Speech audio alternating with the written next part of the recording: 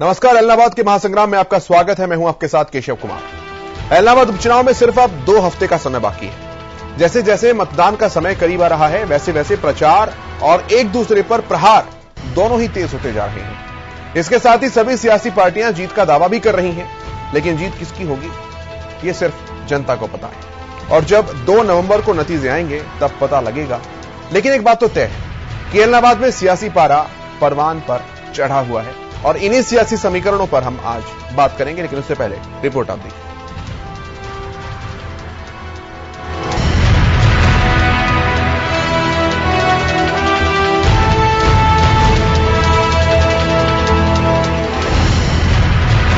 एलनाबाद में मतदान के दिन नजदीक आने के साथ ही सियासी पारा भी अपने उरूज पर पहुंच गया है। सभी पार्टियां क्षेत्र में दौरा कर माहौल बनाने में जुट गई हैं।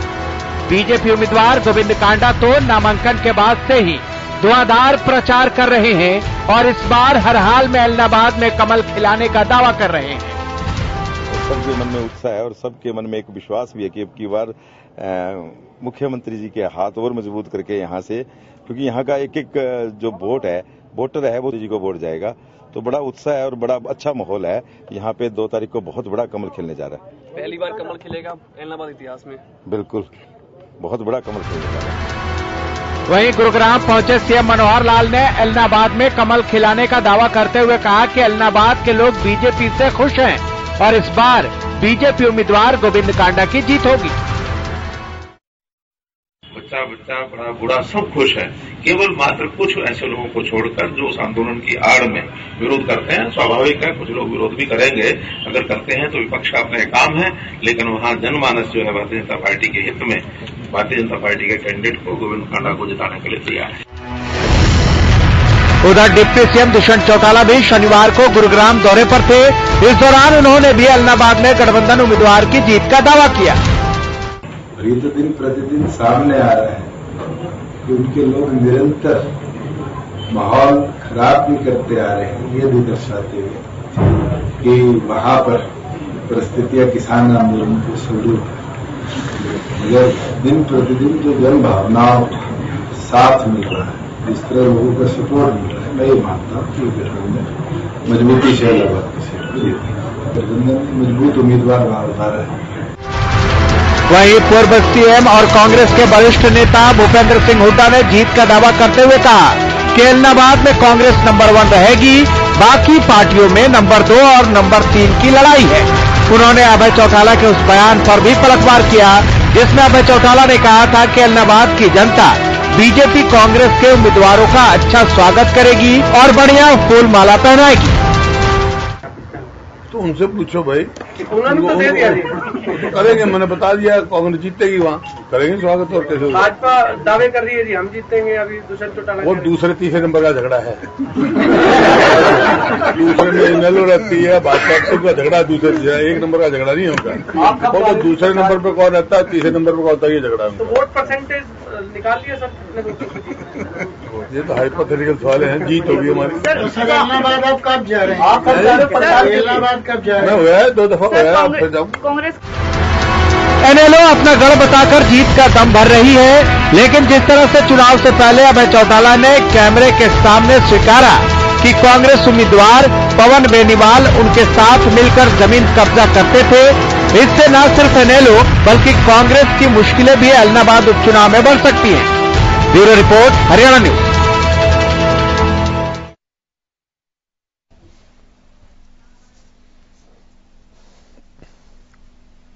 चलिए, तो सियासी समीकरण किस तरह से बन रही है, क्या कुछ वहां पर सियासी माहौल है, इसी को लेकर आज हम इस चर्चा को आगे बढ़ाएंगे। जो पैनल मेरे साथ जुड़ा है उनका परिचय मैं सबसे पहले आपसे कराऊं।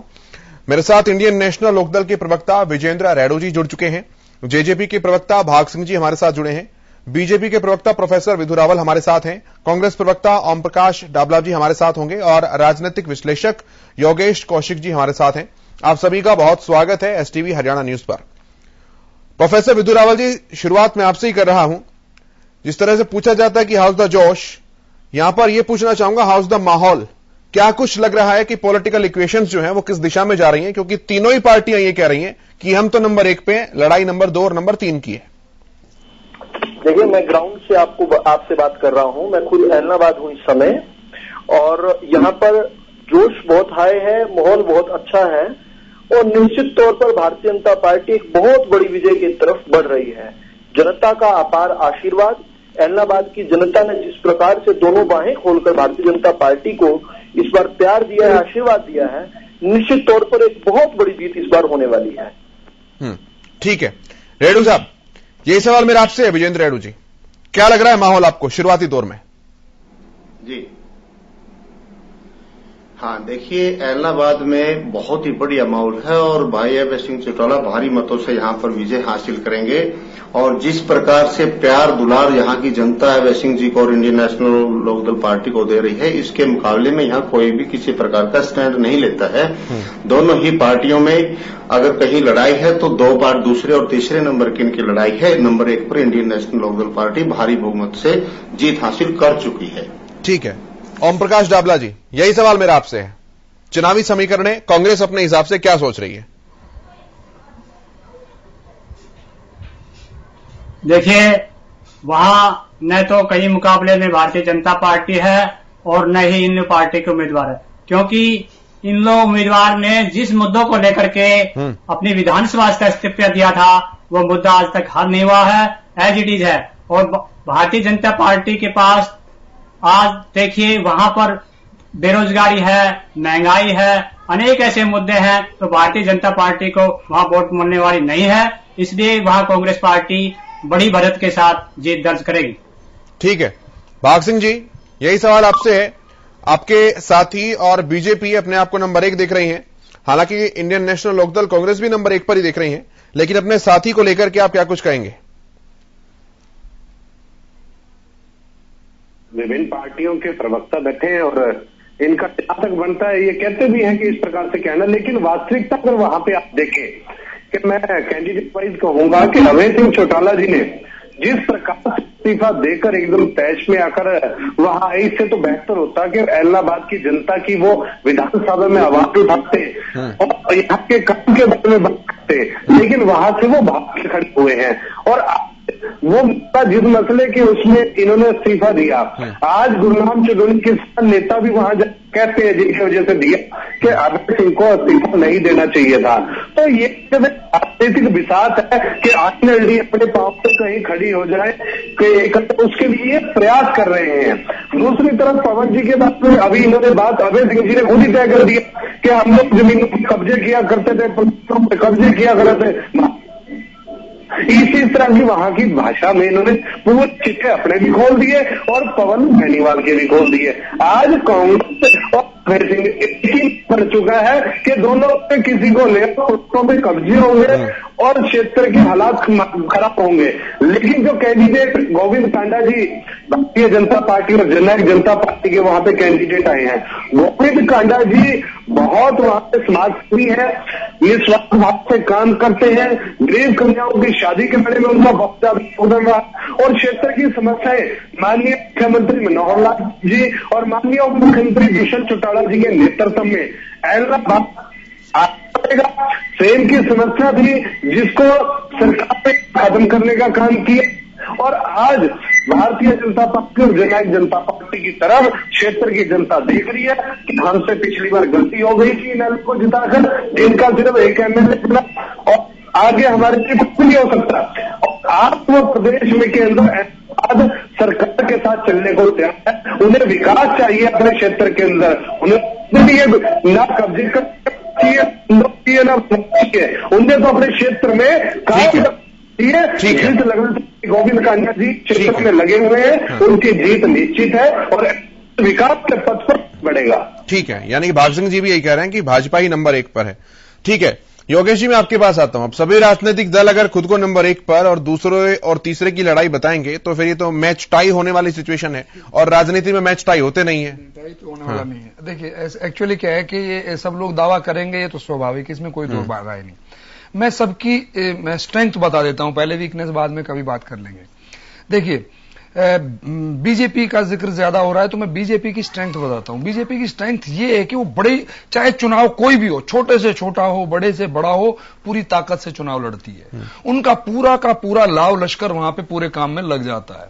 तो और जो वो मतलब दिल और जान से काम करते हैं, उनको ये पता भी अगर हो ना कि हम हारने वाले हैं, तो भी वो पूरे दिल और जान से काम करते हैं। और चुनाव में अगर ना भी हो तो अपने आप को ऊपर ले आते हैं। वो कई जगह पे मैंने ऐसा देखा है। अब उसके साथ साथ लेकिन उनको एक बेनिफिट और है कि उनके साथ जेजेपी जो है वो भी मिल गई है।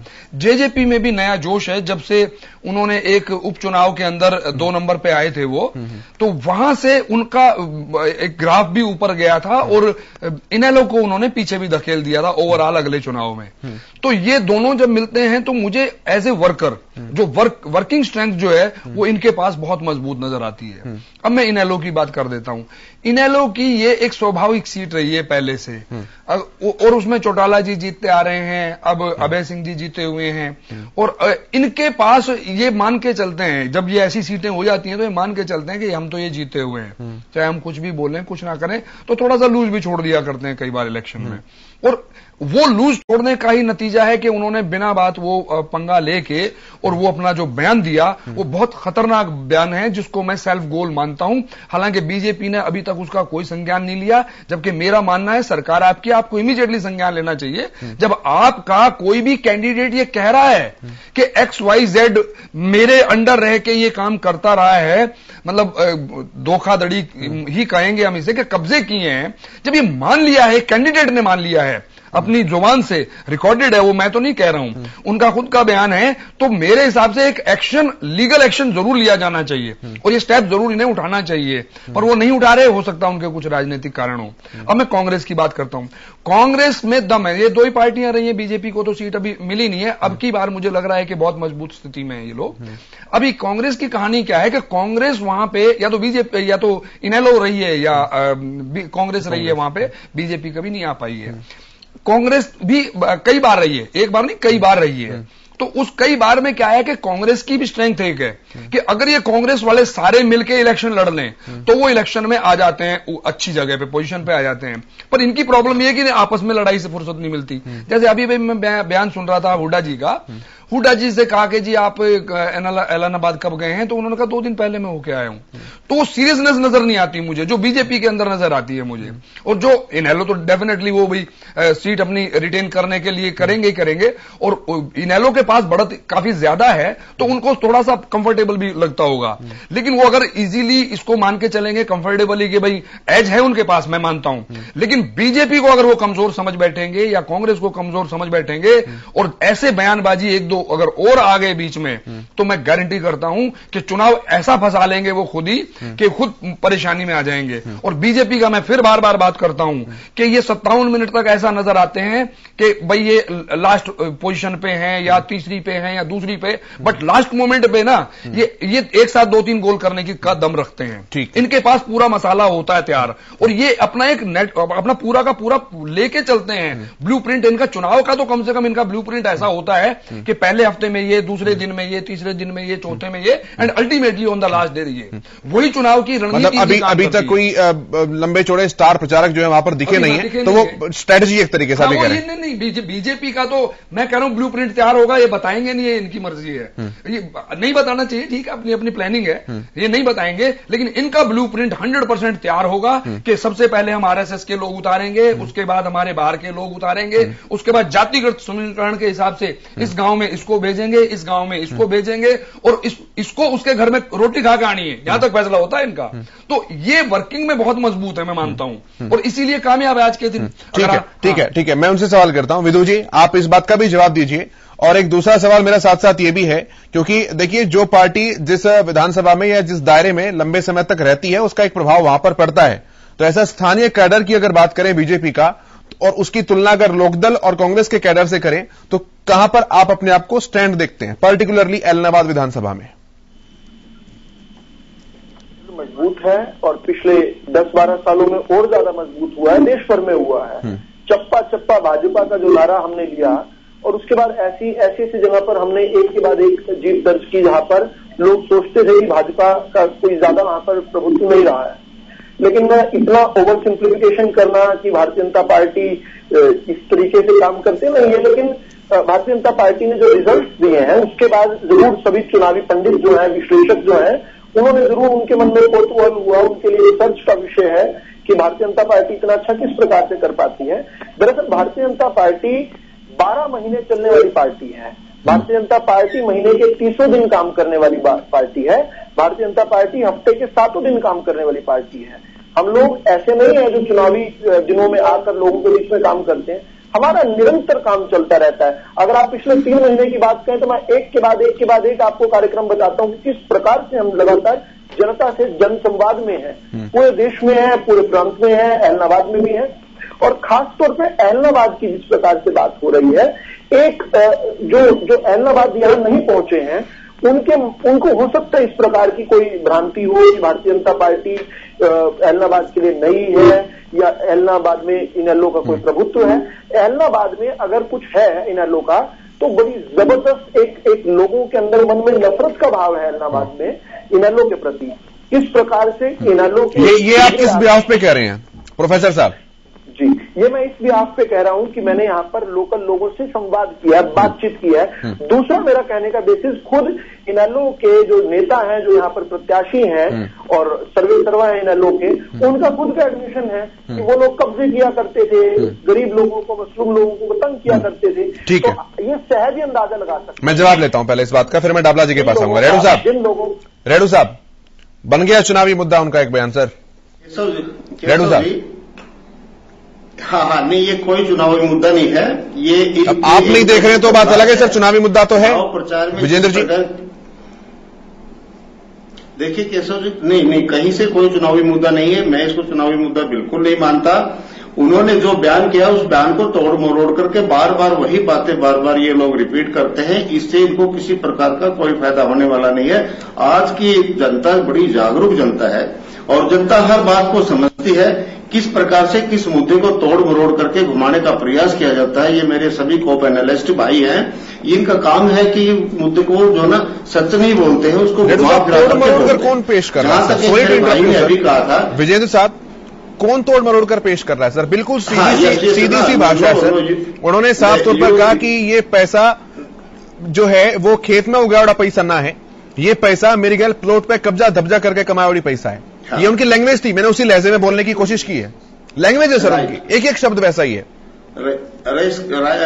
हाँ, बिल्कुल केशव जी, बिल्कुल I am agree with you and you have right to interrupt me, ठीक है, क्योंकि you are anchor and we have go through according to you sir. तो मैं ये कहता हूं, जो अभय सिंह ने कहा कि ये पैसा खेत में कमाया हुआ नहीं है, मेरे साथ लग करके ही पैसा कमाया है, जो बात आपने मेरे को अभी बताई है और पहले भी सुनी है मैंने। देखिए, इस बात का जो सही में सच्चे मायने में जो अर्थ है केशव जी, इसका अर्थ यह है कि ये इंडियन नेशनल लोकदल पार्टी का एक साथी था, एक वर्कर था और इन्होंने उनके नाम का सहारा लेकर के ऐसे हरकत की होंगी, पैसा कमाया होगा। जिस टाइम पार्टी को इस बात का पता चला कि हो सकता है ये बंदा कहीं ना कहीं गलत काम कर रहा है, पवन बेनीवाल के पास पार्टी से निकाल दिया। रेडू साहब, पवन बेनीवाल जी के पास इंडियन नेशनल लोकदल में क्या पद था, आप बता सकते हैं? नहीं, इंडियन नेशनल लोकदल में कोई पद नहीं था इनके पास। नहीं था ना, वो किसके दोस्त थे? क्या पद था इनके पास? कोई पद नहीं था। वही तो मैं पूछा हूं सर, वो किसके दोस्त थे? वो किसके दोस्त थे? ये देखिए, पार्टी में नहीं, आपने अभी कहा कि इंडियन नेशनल लोकदल में रहकर उन्होंने ये सब कुछ किया, लेकिन सर वो लोकदल में थे कहां? उन्होंने राजनीति की शुरुआत ही अपने कांग्रेस से की है, भाजपा से की है। सॉरी केशव जी,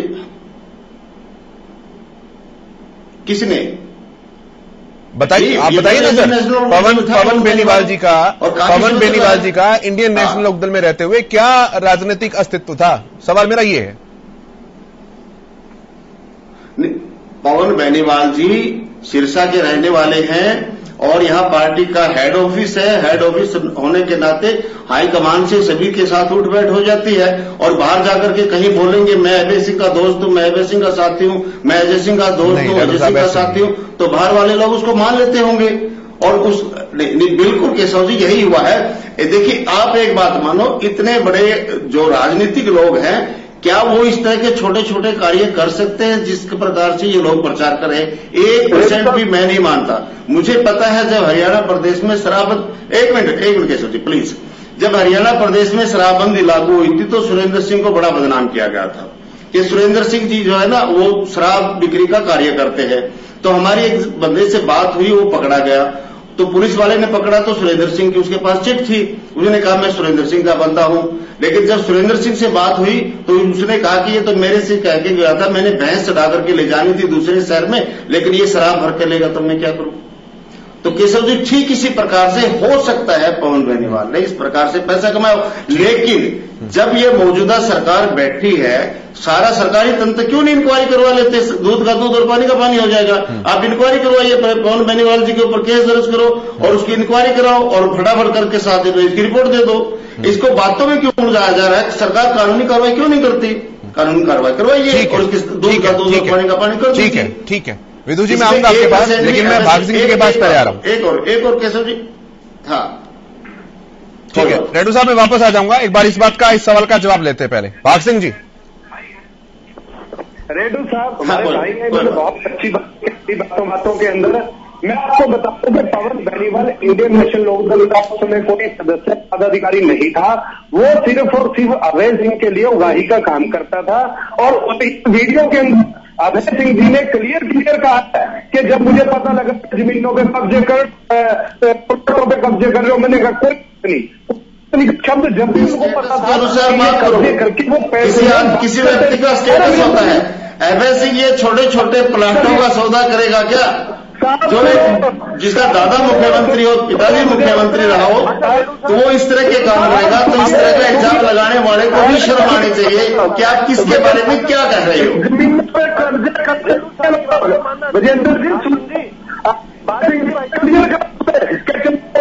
हाँ सुनाइए, सुन रहा हूँ। क्लियर कर, अरे सुनिए साहब, जी वीडियो सुनिए या तो सुन रहा हूँ। चैनल गलत बात दे या सुनने का माना रखिए। क्लियर जी ने कब्जे करते थे। अरे सर मैं सुन रहा हूँ, मेरे अंदर सुनने की क्षमता बहुत ज्यादा है। क्यों नहीं उन सबका दूसरी बात आप करो, आपकी आवाज कट रही है। भाग सिंह जी आपकी आवाज ठीक नहीं मिल पा रही है। मैं एक बार उसे दुरुस्त करता हूं, मैं फिर वापस आपके पास आऊंगा। तब तक मैं विधु जी से जवाब लेता हूं। विधु जी। जी केशव जी, मैं एक छोटा सा प्रश्न पूछना चाहता हूँ रेड्डू साहब से। रेड्डू साहब ने इच्छा जताई है सवालों का जवाब देने की। रेड्डू साहब कह रहे हैं कि अभय सिंह जी इतने छोटे छोटे प्लाटों का कोई कब्जा नहीं करते थे। तो एक तो ये यहाँ पर लाइव टीवी पर ये बता दें कि अभय सिंह ने अपना लेवल कितना बड़ा रखा होता, मतलब कितने बड़े साइज के प्लाटों का कब्जा करते थे, एक तो ये बता दें। दूसरा ऐसा भी बता दें, एक उन्होंने understand you what are you going to say you, I am well known about it. No Vidhu ji ऐसे नहीं, ऐसे तो मैं फंसने वाला नहीं है। मेरे को कैसे फंसाओगे विधु जी आप?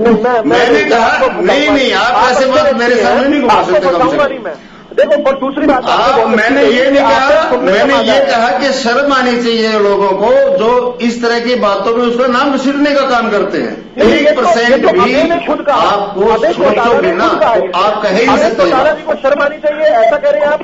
ये मान लें कि अभय चौटाला जी ने ऐसा कहा, उन्हें शर्म आनी चाहिए? नहीं आपको शर्म आनी चाहिए विधु भाई, छोटे भाई आपको शर्म आनी चाहिए। अभय सिंह को क्यों आनी चाहिए?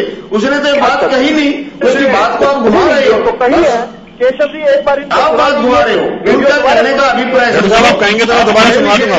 दोबारा सुनवा दीजिए, ये कह रहे हैं मैंने कही नहीं है। ये तो 4 दिनों में पहली बार इनेलो की तरफ से कही गई बात है। ये आज तक इनेलो ने उसको डिनाई नहीं किया था, आज पहली बार। विधु जी मैं कह रहा हूँ, उन्होंने जो कहा उसका असली अर्थ समझने का कोशिश कीजिए। आप उसे गलत बना रहे हो, जो सही अर्थ है उसको समझो आप। रेड्डू साहब, मैंने आपसे 2 सवाल पूछ रहे थे। एक सवाल पूछ लिया, आप उत्तर देना कि कितने बड़े साइज के प्लाट का कब्जा करते थे। दूसरा छोटा सा सवाल है कि आपने कहा कि अभय के जानकार लोग अभय का नाम का इस्तेमाल करके लोगों को सताते थे, उनके नाम पर कब्जा करते थे। अब बहुत सारे लोग अभय के साथ, हो सकता है पवन बेनीवाल से पहले भी जुड़े हो, तो उन्होंने कितने कब्जे किए, एक बार थोड़ा सा डिटेल में बताएं ना। उस डिटेल में एक बार बताएं। और चलो मेरी बात का जवाब दो। अभय के मित्रों ने और कब्जे किए। विधु जी चलो, हाँ मैं जवाब दे रहा हूं, आप जवाब सुनिए। अब 7 साल से हरियाणा प्रदेश में आपकी सरकार है, आपको पता है कि इस तरह के काम हुए हैं, आप क्या कर रहे हो? क्या आप भी हिस्सा ले रहे हो इसमें? आपने कार्रवाई क्यों नहीं की अब तक? क्या आपने भी हिस्सा फिक्स कर रखा है क्या? नहीं, 7 साल तक आपने कार्रवाई क्यों नहीं की? आपने कितना हिस्सा लिया इसमें? आप बताइए मेरे को। अरे भाई, हमने तो कोई हमारे नहीं, आप तो इस बात को ऐसे बोल रहे हैं, तो मैं आपसे पूछता हूं, मान लीजिए आपको नहीं पता है तो आपको पता लग गया। हाँ, नहीं, अभी क्या हुआ, चुनाव में 2 प्रत्याशी एक दूसरे पर आरोप कर रहे हैं। आज मैं ऐलनाबाद के अंदर हूं, मैं बताता हूं कि पवन बेनीवाल ने अभय चौटाला को एक सभा में डाकू कहा है। तो अभय चौटाला पवन बेनीवाल को चोर कह रहे हैं और पवन बेनीवाल अभय सिंह को डाकू कह रहे हैं। तो 2 प्रत्याशियों के आपस में जो जंग चल रही है। अब हमने तो देखना ये है ना कि दोनों में से कोई सच कौन कह रहा है। दोनों ही एक दूसरे को कह रहे हैं, लेकिन अभय सिंह ने महत्वपूर्ण बात क्या कही कि वो खुद कह रहे हैं। विधु जी दोनों में से तीसरा चोर है। नहीं, भारतीय जनता पार्टी चोर है, गठबंधन की सरकार चोर है। अगर वो दोनों, विधु जी एक मिनट, चलो विधु जी अभय चौटाला की बात नहीं मानते हैं, रेड्डू साहब की बात मानते हैं। आप जब आपकी सरकार है 7 साल से हरियाणा प्रदेश में, आप क्यों भ्रष्टाचार करने देते हो? इसका मतलब आप भी हिस्सा ले रहे हो इसके अंदर। ये भ्रष्टाचार के ऊपर क्यों नहीं बचते हो? आप क्यों नहीं कार्रवाई करते हो, कानूनी कार्रवाई? आपके पास तो इसका मतलब आप भी इसमें सुनो, आप भी इसमें संलिप्त हैं, क्योंकि आप भ्रष्टाचार खुद कहते हो कि भ्रष्टाचार हो रहा है और फिर उसको संरक्षण दे रहे हो। आपने कार्रवाई क्यों नहीं की, इस बात का जवाब मैं लेता हूं और आप मेरे को जवाब दीजिए। अदरवाइज आपके ऊपर इस प्रकार से बनता है कि why are you not taking action. अब मैं बता देता हूं, आपने सवाल पूछा है, मुझे उम्मीद करूंगा आप उत्तर भी देंगे। बता दो। देखिए चुनाव के अंदर एक प्रत्याशी दूसरे प्रत्याशी पर छीटाकशी करे, ये नॉर्मल बात है। लेकिन अभय सिंह ने तो एक कदम आगे बढ़कर ये एडमिशन किया है कि भाई मैं गिरोह का सिरगना था और मेरे गिरोह के अंदर पवन बेनीवाल काम करता था और कब्जे दब्जे करता था। अभी आपने बात कोई नहीं मानता इन बातों को। कितना दुष्प्रचार करेगा मेरे भाई, तू कर रहे हैं, कितना दुष्प्रचार करेगा? जनता सब जानती है। ठीक है। दाबला साहब बहुत देर से चुप बैठे हैं। दाबला साहब बहुत देर से चुप बैठे हैं और यही फील्ड पर भी देखने को लग रहा है। दाबला साहब, यही रणनीति है क्या कि बीजेपी, जेजेपी और लोकदल को आमने सामने रखकर और आप लोग निकाले जाएं गाड़ी? देखिए, बीजेपी और इन लोग ये दोनों झूठ की और लूट की राजनीति इन्होंने की है। अब अभय सिंह चौटाला जी को भी ये लग रहा है कि पवन बेनीवाल चुनाव जीत रहे हैं, इसलिए वो अनर्गल उनके ऊपर आरोप लगा रहे हैं। इन्होंने ये आरोप 2019 के चुनाव के अंदर क्यों नहीं लगाए? आज इनकी हार निश्चित है और आज इनके पास कोई मुद्दा ही नहीं है। ना भारतीय जनता पार्टी के पास कोई मुद्दा है, ना इन लोगों के पास मुद्दा है। आज सबसे बड़ी ताकत अगर इलाहाबाद में है तो कांग्रेस है, क्योंकि कांग्रेस के पास पवन बेनीवाल, भरत सिंह बेनीवाल और कांग्रेस पूरी तरीके से हमारे पास नहीं, हमारे पास मुद्दा है। आज प्रदेश के अंदर बेरोजगारी है, वहां के अंदर समस्या है। एक भी भारतीय जनता पार्टी वहां बताए कि उन्होंने 7 साल के अंदर कोई एक भी विकास का कार्य किया हो। हमारे पास मुद्दा है कि हम भारतीय जनता पार्टी से छुटकारा दिलाने का काम करेंगे। वहां की जनता क्या कर देंगे? मुद्दा वहां है, भ्रष्टाचार है, बेरोजगारी है, काम की समस्या है, किसानों की समस्याएं हैं, किसानों की फसल का है, मुद्दे अनेक मुद्दे हैं। आपके पास मुद्दे क्या है? आपके पास विकास होना चाहिए, आप विकास भी करा पा रहे हैं। अगर आप गलती से जीत भी गए तो भी आप आरोप भी लगाएंगे जी। तो ऐलनाबाद की जनता को क्या मिलेगा आपको जिताकर? आपको जिताकर ऐलनाबाद की जनता को क्या आरोप किस लिए लगाएंगे? देखिए, बाद में भी लगाते रहेंगे। ऐलनाबाद की जनता को, ऐलनाबाद की जनता भारतीय जनता पार्टी को प्रदेश से भगाने का काम करेगी।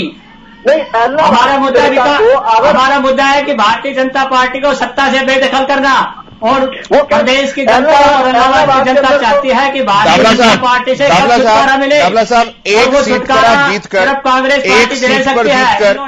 एक सीट पर जीतकर आप सत्ता से कैसे हटाएंगे भाजपा को? सर, थोड़ा सा ये भी ब्रह्मास्त्र आप बता दीजिए ताकि जनता के सामने कम से कम कोई गलत मैसेज ना जाए। आप बताइए, कोई दिक्कत नहीं, लेकिन कैसे हटाएंगे वो फॉर्मूला बताइए। आपको बताना चाहता हूं देखिए, आज प्रदेश की जो इलाहाबाद है वहां से हवा चलेगी और भारतीय जनता पार्टी 6 महीने के अंदर अंदर सरकारें की जाएगी, क्योंकि आज सब लोग छुटकारा पाना चाहते हैं। सर तो कैसे जाएगी 6 महीने के अंदर? सर मौका है सर, कैसे जाएगी? डाबला साहब लोकतंत्र जो है वो चुनावी गणित पे काम करता है। देखिए, 6 महीने के बाद अविश्वास फिर प्रस्ताव फिर कांग्रेस पार्टी लाएगी, तो उससे क्या होगा? प्रस्ताव के उससे क्या होगा? बहुमत तो फिर भी नहीं मिलेगा, क्योंकि आपकी संख्या कम है। प्रस्ताव से भाग ली थी, आपकी संख्या कम है, बहुमत फिर नहीं मिलेगा। लोग बाग इनके खिलाफ वोट देंगे।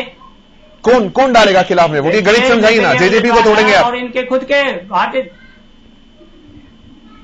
के विधायक इनके खिलाफ वोट करेंगे। इनके विधायक है वो नाराज चल रहे हैं, तो कौन आपके संपर्क में, थोड़ा ये भी बताइए। करेंगे क्यों नहीं करेंगे? नाराज है, पब्लिक में नाराज है, किसान का मुद्दा है। डाबला साहब इन्हें बोलते हैं हवा हवाई आरोप। बात करने की हम क्यों बताएं? इन्हें बोलते हैं हवा हवाई आरोप। आप तथ्यों के साथ मुझे बता दीजिए, मैं मान लूंगा, मुझे कोई दिक्कत नहीं है। लेकिन सर ये इस तरह से चलेगा नहीं।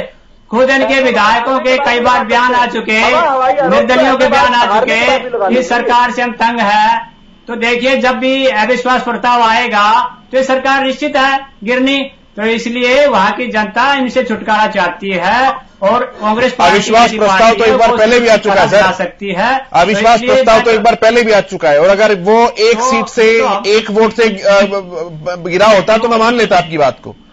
56 वोट पड़ी थी 90 में से। डाबला साहब ऐसे चलता नहीं है ना, थोड़ा सा धरातल पे उतर कर बात करनी पड़ती है। 6 महीने के बाद अविश्वास प्रस्ताव, 6 महीने के बाद ठीक है। लेकिन डाबला साहब ठीक है, आपका सारा गणित में मान भी लेता हूं 1 मिनट के लिए, लेकिन आपकी लड़ाई भाजपा से थोड़ी ना है, आपकी लड़ाई तो लोकदल से है, क्योंकि विधायक उनके थे वहां पर। हमारी लड़ाई लोकदल से भी है, बीजेपी से भी है। लोग वहां से छुटकारा पाना चाहते हैं, और वो छुटकारा दिला कौन सकता है?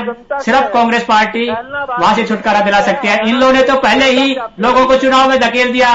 इन लोगों से तो लोग नाराज है कि उन्होंने बना के अपने विधायक को भेजा और फिर वहां से वो भाग लिए, और जिन मुद्दों को लेकर के उन्होंने इस्तीफा दिया था, आज उन्हीं मुद्दों से पीछे हट गए।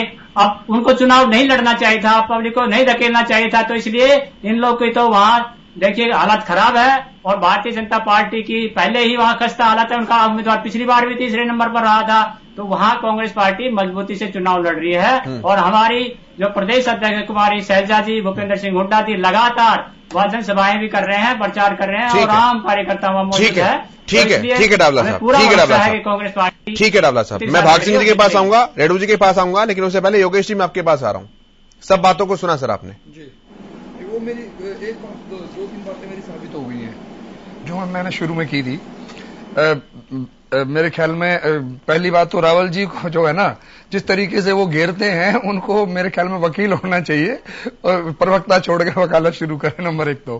क्योंकि मैं ये समझ नहीं पा रहा हूं विजेंद्र रेड्डू जी क्यों बिना बात उस बात को कह रहे हैं जो ऑलरेडी एस्टेब्लिश्ड है। वो उसमें वो चौटाला जी ने मना नहीं किया कि मैंने ये नहीं कहा, या तो वो मना कर चुके हो, खुद मना कर चुके हो भाई मेरे बयान को तोड़ मरोड़ के पेश किया गया है, ऐसा कुछ नहीं हुआ। यानी मतलब ये चुनावी मुद्दा बना हुआ है ना, बना रहेगा। अब कबूतर भले ही आंख बंद कर रहे हैं, लेकिन दिल्ली तो बना हुआ है, बना रहेगा। और बीजेपी के लिए तो ब्रह्मास्त्र दे दिया उन्होंने अपने उनके हाथ में तो, और दोनों के दोनों उनके निशाने पे आ रहे हैं। देखो ना, एक ही हथियार से 2 के 2 निशाने पे ले लिए उन्होंने तो। उधर से चौटाला जी ले लिए, उधर से वो बेनीवाल जी, पवन बेनीवाल जी ले लिए इन्होंने, और वो ले लिए और जायज ले लिए। वो ठीक है, मैं उससे सहमत हूं बिल्कुल। मैं पहले दिन से कह रहा हूं, मैं अपनी बातों से बड़ा कम हटता हूं जब तक कि कोई नया तथ्य ना आए। अब मैं 2-3 बातें कर रहा हूं। नंबर 1 तो ये है कि जो ये इसका अपना इनेलो का और जेजेपी का जो टॉप लेवल जो था, देवीलाल जी से अगर हम चलें, देवीलाल जी के बाद अगर हम आए चौटाला जी के बाद, और चौटाला जी के बाद अब ये स्प्लिट जो हो गया है, इस स्प्लिट के बाद अगर स्प्लिट ना होता तो कुछ नतीजे कुछ और होते, बातें कुछ और होती, ठीक है। लेकिन ये स्प्लिट होने के बाद, जब पहले भी इनेलो की सरकार थी, उस टाइम पे भी ऐसे इल्जाम लगते थे कि भाई ये लोग जो है ऐसी ऐसी हरकतें करते हैं। बीजेपी उनके साथ होती थी, बीजेपी के किसी कैंडिडेट पे या किसी एमएलए पे नहीं लगे उस टाइम पे इल्जाम, वो इनेलो पे ही लगते थे अक्सर। और मैं इनका कायल रहा हूं क्योंकि इनका चौटाला जी का वर्किंग स्टाइल जो रहा है वो बहुत ही खूबसूरत रहा है, काम करना इन्हें आता है, एडमिनिस्ट्रेशन बहुत मजबूत होता था, लोग मानते थे। लेकिन उस एडमिनिस्ट्रेशन के साथ साथ अगर जनता परेशान कर दोगे आप, तो वो तो कोई बर्दाश्त नहीं करेगा। और वो बातें आप एडमिट भी कर लो सरेआम, पब्लिक के बीच में, और वो भी चुनाव के दौरान, वो और खतरनाक बात है। अभी मैं 2-3 बातें कर रहा हूं जिसका मुझे अभी तक भी कोई जवाब मिल नहीं पाया, कि जो अभी ओम प्रकाश डाबलान जी ने भी कही है कि आप लोगों ने रिजाइन किया किस वजह से, कि जी 3 कानूनों के खिलाफ हम रिजाइन कर रहे हैं। क्या वो सॉल्व हो गया है? वो तो अभी रिजॉल्व नहीं हुआ केस। जब वो रिजॉल्व नहीं हुआ तो आप चुनाव में फिर आए क्यों हैं? इसका मतलब आपने जनता को बिना बात धकेल दिया एक चुनाव में। इस चुनाव से ना बीजेपी जो है सत्ता से बाहर हो रही है, और ना इनेलो कुछ करने जा रही है, और ना कांग्रेस को कोई बहुत ज्यादा लाभ होने वाला है।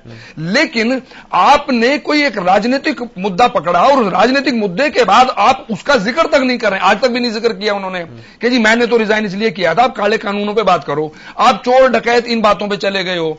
चुनाव में चोरी डकैती की बातें तो ये छोटी, बहुत ही छोटे लेवल की होती है, और अभय सिंह जैसे नेता को, इतने बड़े स्ट्रेचर के आदमी को ये बातें नहीं करनी चाहिए थी वो। लेकिन मैं उनको शब्द एरोगेंट बोलूं या मैं कहूं कि वो ऐसा ही बोलते हैं, इस तरीके से उनका बात करने का तरीका है। मैंने एक दिन ये अपने भाग सिंह जी जो बैठे हैं हमारे साथ, उस टाइम पे अभय चौटाला जी अपने चैनल पे ही जुड़ गए थे, तो भाग सिंह जी को वो बड़े बदतमीजी से बात कर रहे थे कि ये तो मेरा फलाना था, ये तो मेरा फलाना था। भाई कोई भी था, आप अगर अगले को इज्जत नहीं दोगे, उसने डकैत कह दिया ना, तो अब क्या है कि आप पे अटैक तो हो गया। आप बड़े आदमी हो, अगर आप अच्छी बात करोगे तो छोटे वाला आपको वैसे ही सलाम करके निकलेगा, पर आपने ही अगर उसको चोर कह दिया तो उसने डकैत कह दिया, तो ये आप मुद्दे कुछ और भी देते जा रहे हो। और वो कांग्रेस को या इनेलो को नहीं मिल रहे, वो बीजेपी को मिल रहे हैं, और बीजेपी वाले मास्टर हैं इस चीज के। आपने अभी रावल जी को भी सुन लिया है, वो इनकी एक एक बात को पकड़ के ले आते। जैसे अभी इन्होंने कहा रेड्डू जी ने कि जी वो ऐसा छोटा काम करेंगे, तो उन्होंने एकदम सवाल कर दिया जी आप बड़ा काम बताओ कौन सा करेंगे वो। बड़े काम में तो फिर मतलब 2000 मीटर का कोई घेरेंगे, या गुड़गांवा का कोई प्लाट घेर रखा है, या बड़ा काम कौन सा किया होगा उन्होंने, वो बता दो हमें। तो ये सवाल ऐसे, तो योगेश जी क्या समझा जाए, मतलब क्या लोकदल को चुनाव लड़ना नहीं आता? नहीं, वो चुनाव अपनी जगह पे तो लड़ ही रहे हैं। वो तो देखो, मैं आज फिर भी बात कर रहा हूं आज की राजनीति के हिसाब, आज के दिन पे भी वो एक नंबर पे, मैं आकलन मेरा ये है। लेकिन वो बिना बात ही सेल्फ गोल कर लेंगे तो फिर क्या करेगी बीजेपी या ये कांग्रेस, क्या कर लेगी? वो तो खुद सेल्फ गोल कर रहे हैं। उन्होंने बीजेपी को बिना बात ऊपर लाके खड़ा कर दिया है। जो हम पहले दिन बात कर रहे थे कि ट्रायंगुलर फाइट है, हमने सिंपली कहा था, वो उन्होंने बना दी है। और बना दी के बाद इलेक्शन जो होता है वो बहुत चीजों पे चलता है। इलेक्शन सिर्फ ये नहीं कि भाई आप पहले जीतते आए हैं तो अब भी जीत जाएंगे, अगर ऐसा होता तो वैसे ही जीत गए। बीजेपी ने उसका सही इस्तेमाल किया है, अपने वर्कर उनका सही काम कर रहे हैं, और उन्होंने पूरी ताकत झोंक रखी है। जहां ये लोग कहते थे बीजेपी को घुसने नहीं देंगे गांव में, ये लोग तो मीटिंग कर रहे हैं, इनको तो मालाएं पहनाई जा रही हैं। तो जहां घुस नहीं सकते थे ऐसा एक माहौल तैयार किया गया, और जहां घुस रहे हैं वहां गांव वाले वापस भगा रहे हैं, तो माहौल बदल गया है। बिल्कुल बिल्कुल ठीक है। रेड्डू साहब पहले मैं आपके पास आता हूं, फिर मैं भाग सिंह जी के पास आऊंगा, विदु जी फिर मैं आपके पास आऊंगा।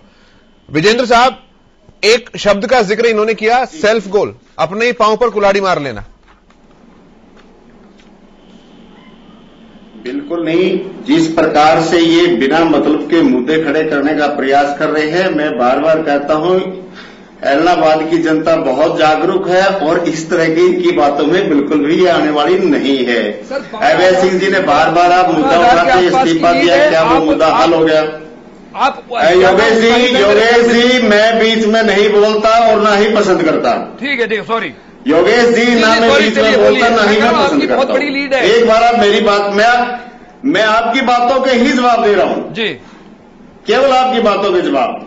आपने कहा कि अभय सिंह ने इस्तीफा दिया, क्या वो मुद्दा हल हो गया? अभय सिंह से किसानों ने समर्थन मांगा। अभय सिंह एकमात्र विधायक है पूरे हिंदुस्तान का, लगभग 4600 विधायकों में से एकमात्र विधायक ने इस्तीफा देकर के किसान आंदोलन का साथ देने का काम किया। यदि किसी प्रदेश की जनता दुख में है, किसी प्रदेश की जनता तकलीफ में है, एक राजनीतिक व्यक्ति यदि उस प्रजा का साथ नहीं देगा, उस प्रजा का सुख दुख में शामिल नहीं होगा, तो मैं उसे राजनीतिक व्यक्ति मानता ही नहीं। किसानों के कहने पर उन्होंने साथ दिया, मदद की, और समस्या वाले लोगों का साथ छोड़ क्यों दिया? कहां छोड़ दिया? आज भी किसानों के साथ है। आज भी इंडियन नेशनल लोकदल पार्टी आज भी किसान के मुद्दे पर इलेक्शन लड़ रही है। जिनकी सत्ता छीनी वो तो तब से परेशान है। तो अब साथ उन जो बेचारे परेशान 2014 में चल रहे हैं। सुनो आप सुनने की भी हिम्मत रखिए, आप मेरे भाई सुनने की भी हिम्मत रखिए। आप जिस बौखलाहट में चल रहे हैं, अरे भाई मैं ज्यादा कहूंगा तो आप वाली भाषा में, तो आपके पास तो कैंडिडेट भी नहीं था जिसका आप दिसंबर 20 में समर्थन लेने से मना कर दिया था। आज उसको आप अपना जो ना दूल्हा बना करके उतार रहे हो। आपको ये महसूस नहीं होता, जिस आदमी ने आपको समर्थन की चिट्ठी भेजी थी आपने उसकी चिट्ठी को वापस कर दिया था। और विजय राजे सिंधिया ने और उसने एक और वो अपनी महिला आपकी नेत्री है, उन्होंने ऑब्जेक्शन उठाया था कि अगर इसका समर्थन लोगे तो हमारी महिलाओं के ऊपर क्या विचार जाएगा और क्या उनकी साख गिरेगी। आपने उनका समर्थन नहीं लिया था और आज आप अपनी पार्टी का दूल्हा बना करके उसको क्षेत्र में उतार रहे हो। कहां आप मुकाबला करोगे एमएस सिंह का? दूसरी बात, मैं आपके मुद्दे पर आता हूं, मैं उन बातों पर, घटिया बातों पर मैं नहीं जाया करता, मैं नहीं जाना चाहता। दूसरी बात, इन्होंने कहा, मेरे कांग्रेस वाले भाई कह रहे थे कि पवन बेनीवाल और अभय सिंह चौटाला ये जो है ना इकट्ठे हुआ करते थे, काम किया करते थे। पवन बेनीवाल की जीत है, भूपेंद्र सिंह हुड्डा यहां पर बड़ा प्रचार और प्रसार कर रहे हैं। मैं कहता हूं पवन बेनीवाल जी को आपने क्यों लिया? आपकी राष्ट्रीय पार्टी है, क्या आपके पास एक भी ऐसा कैंडिडेट नहीं था जो आपका कैंडिडेट बनकर के इलाहाबाद में चुनाव लड़ने का काम कर सकता था? आपने तो उनसे उधार ले लिया, इन्होंने हालोपा से उधार ले लिया, जेजेपी बीजेपी के हर व्यक्ति ने। रावण जी, आप मुझे बताइए, दिल्ली में मीटिंग करके आपके प्रदेश अध्यक्ष ओम प्रकाश धनखड़ जी ये घोषणा करते हैं कि हमारे पास 17 कैंडिडेटों की लिस्ट है और एक दिन पहले ज्वाइन करा करके आप हलोपा के उम्मीदवार को कैंडिडेट बना देते हैं। या आप मेरे को इस बात का ही जवाब दे दीजिए ये कितने दिन के लिए आपने लिया है? कितने दिन के लिए आपने लिया है? सिर्फ इलेक्शन के लिए लिया है या जमानत जब्त होने के बाद भी आपके साथ बना रहेगा या हलोपा में वापस आएगा?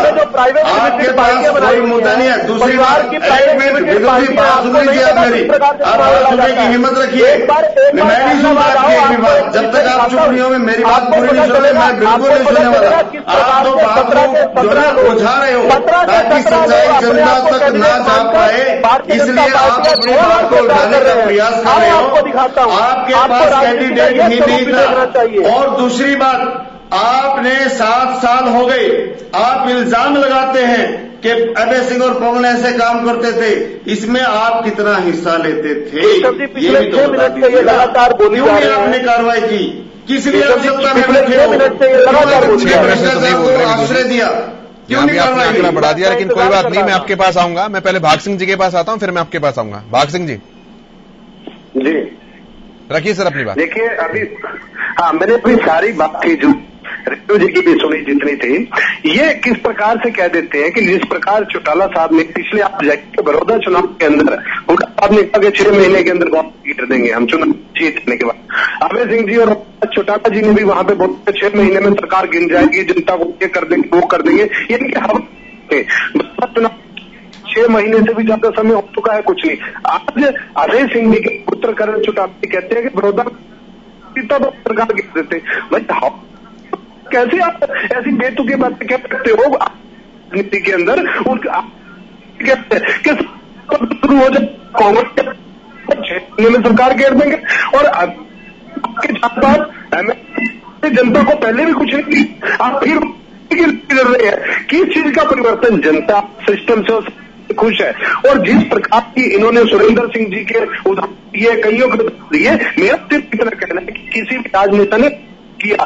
मैं तो कहता हूं कि ये भी सिंह जी की बहुत कि इस तरह के क्राइम भी वो कर लेते हैं और किए हैं मिलकर, हमने कब्जे किए हैं हमने मिलकर। और जब चैनल कहा क्या तो उन्होंने कहा, मैंने कहा कोई बात नहीं, जानते हो जान दो कब कहता है इंसान, जब आपको पता लगता है कि कोई व्यक्ति आपको कर रहा है तो आप भी पता है कि उसके ऊपर एक्शन।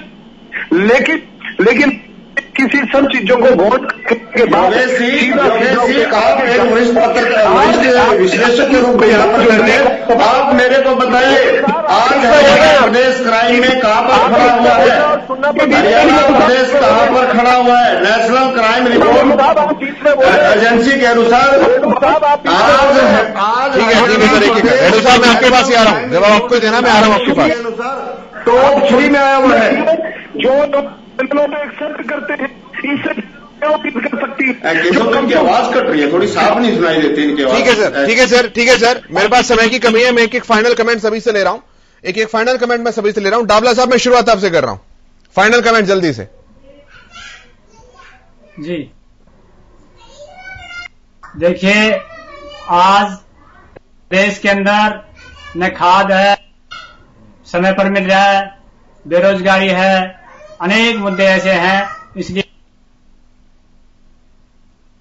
इसको छुटकारा दिला सकते हैं। इसलिए वहां लोग सिर्फ इन लोग और भाजपा को वहां से भगाना चाहते हैं और कांग्रेस पार्टी को जिताना चाहते हैं। मैं कहता हूँ ये ठीक, पार्टी को जिताना चाहते हैं, मैं कहता हूँ ये मेरा बयान है। ठीक है, मतलब आप इलाहाबाद की जनता को समझाएंगे कि चीन के साथ कितने दौर की बातचीत भारत की हो चुकी है, राष्ट्रीय मुद्दों पर आप चुनाव लड़ेंगे, कोई बात नहीं। योगेश जी, एक्चुअली क्या है कि मेरा मानना ये है कि अभी it is too early now, और अभी ये बिगनिंग है, अभी इसको और आगे बढ़ने दो।